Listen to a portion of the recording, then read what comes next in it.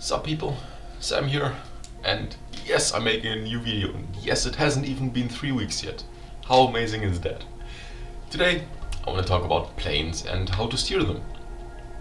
What you see here is a plane from Albino, one of the guys on the Discord, and well, it's for steering, it's using the control surfaces. They are boring. I mean, they work, there's nothing against them. And they are authentic. Oops, wrong button. They are authentic, they are cheap, but yeah, there's better ways to do it, and those better ways I want to show you in today's video.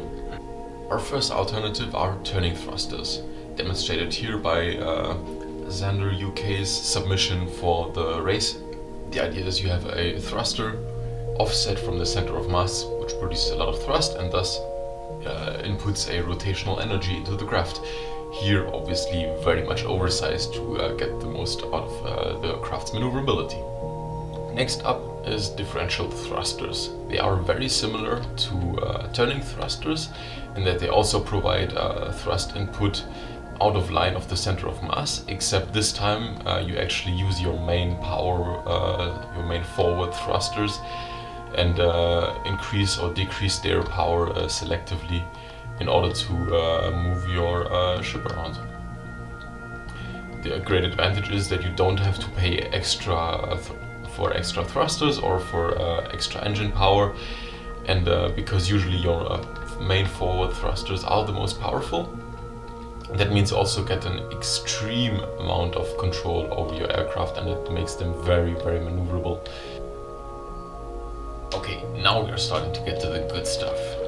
This is the bubble ship. I will make a full video on it soon. What I want you to pay attention to are these two gondolas on the side, because that's where the engines are. And if I now take over manual control, right now it's PID stabilized, so there isn't much movement, but you can see that those gondolas actually turn up and down. That is thrust vectoring, and that is my favorite way of controlling ships. Okay, I have to balance out the PID a bit. It's a bit over aggressive. The theory behind it is the same as for all of the other steering inputs. Create a force that is offset from the center of mass. Like right here, the center of mass is here. You can see the blue bit in the middle. And so if I point the engines downwards, then we create a downwards force, and that means that our craft starts spinning. And because we have two of them, we can also for roll, we can turn them against each other to create this turning input. And we have the propeller back here that does the yaw, but we can also use differential thrust by making one of the two engines going faster than the other for differential turning. A very similar technique, maybe you can see it a bit better, is used right here on the slicer drone. You can see how the engines move up and down for pitch and roll stabilization, and for differential thrust I just accelerate one engine more than the other. And that's how you can create some extremely compact and also extremely maneuverable aircraft. Now things are getting really interesting. This craft was submitted to a tournament by Inventor from the Discord channel, and it uses reaction wheels. There is a video by the brilliant Scott Manley where he explains what reaction wheels are and how they work in context of Kerbal Space Program, but it's still a very informative and very useful video. Reaction wheels from the devs don't work like reaction wheels in real life. I've cleared up the space a little bit, and well, you don't see too much. A lot of spinny things that just kind of happen.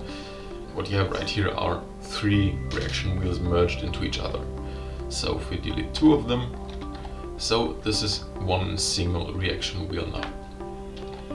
It's made out of a spin block and a bunch of lead blocks around it in order to create mass.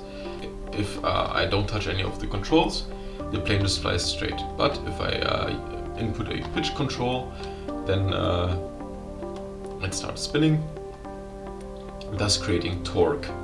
It works differently than in real life, because in real life if the wheel is rotating at a constant speed, there is no torque. Torque only comes from speed change, which means that a reaction wheel can actually get saturated if it rotates at max velocity and would have to go faster.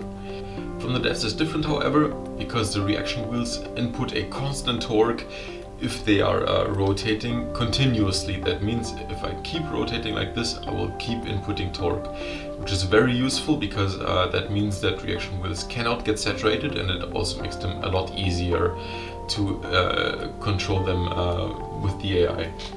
I mean, really, all there is to it is this spin block, which is spinning continuously and has the pitch preset right here, which makes it turn. That's all there is to it. And obviously this is just for pitch, but if you add the others back in, you have one for yaw and one for roll, and together they make this craft extremely maneuverable and also extremely fun to fly. The advantage is you can have those anywhere on the vehicle. They are not vulnerable to flak or whatever. Disadvantage is they have to be extremely heavy. Like you can tell the rest of the craft is made out of alloy, and right here we have a ton of lead blocks.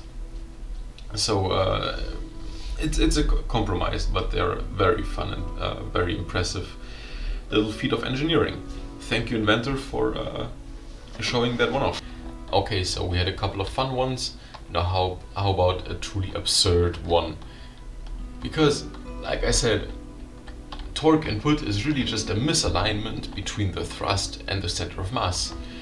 So instead of moving the thrust vector, we could also just move the center of mass around, which is what this little prototype I built here does. It uses a reaction wheel system for roll, but for pitch and for yaw, it actually just shifts around the center of mass, and that's what inputs torque.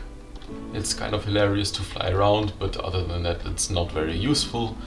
But you know, that's my philosophy, right? Just try something out, see if it works. If it doesn't, you haven't lost anything, and if it does, then brilliant. And that's just why testing is so important. And that is why testing and trying things out is so important, because you never know what you might come up with. It might be useful. It most likely won't, but it might. And also you might just make some hilarious YouTube content. I mean, I hope it's hilarious. Okay, one last thing before you go. Placement of your torque input, because that one is pretty important. You see, if you have a ship and the rudder is at the back, if you want to turn left, the rudder actually provides a force to the right, because it's at the back.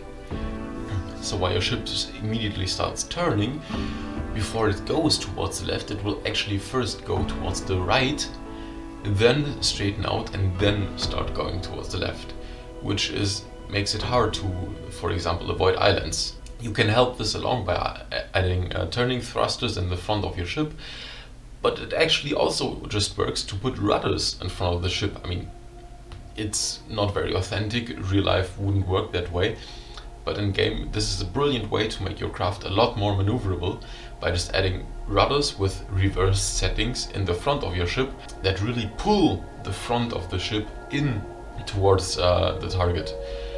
I mean, on my mass driver guided projectiles I had a very similar problem. At the beginning I had tailplanes at the back, but they were trying to ram the target, but actually the tailplane was just pushing them further away from the target.